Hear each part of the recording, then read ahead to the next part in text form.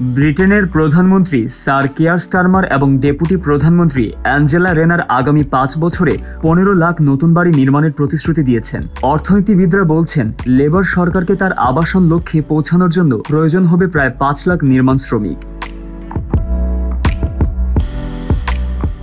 দেশটিতে এত সংখ্যক নির্মাণ শ্রমিক নেই, তাই এই ঘাটতি পূরণে সরকারকে বিদেশ থেকেই শ্রমিক আনতে হবে, আর এজন্য অভিবাসন আইনও শিথিল করতে হবে।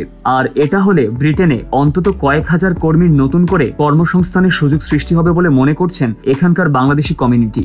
ব্রিটেনের বাংলাদেশি বংশোদ্ভূত মন্ত্রী রুশনারা আলী সেখানকার আবাসন খাতে কাজ করছেন। ব্রিটেন সরকার যদি নতুন 15 লাখ বাড়ি তৈরিতে বিদেশি কর্মী আনতে নিয়ম শিথিল করে, তাহলে অন্তত কয়েক হাজার বাংলাদেশিদের জন্য এখানে কর্মসংস্থানের নতুন সুযোগ সৃষ্টি হতে পারে। ক্রিমিনাল কিংবা পুলিশ কেস নিয়ে জীবন বিপর্যস্ত, ব্রিট সলিসিটরস রয়েছে আপনার পাশে। ব্রিটেন সরকার যদি সঠিক ও অভিজ্ঞদের সুযোগ করে দেওয়ার উদ্যোগ নেয় এবং ভিসা নিয়ে দালালদের দৌরাত্ম্য বন্ধ করতে পারে, তবে এটি তাদের জন্য মঙ্গলজনক হবে।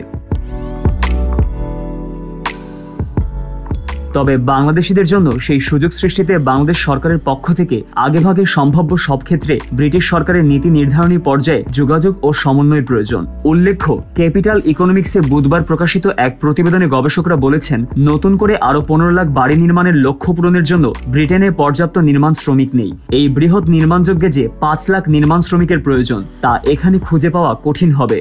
গবেষকদের বরাত দিয়ে প্রতিবেদনে বলা হয়েছে, নতুন বাড়ি তৈরির লক্ষ্য পূরণে প্রশিক্ষণ স্কিমের একমাত্র বিকল্প নির্মাণ শ্রমিকদের জন্য ভিসার পথ সহজ করা। News desk, Brit TV.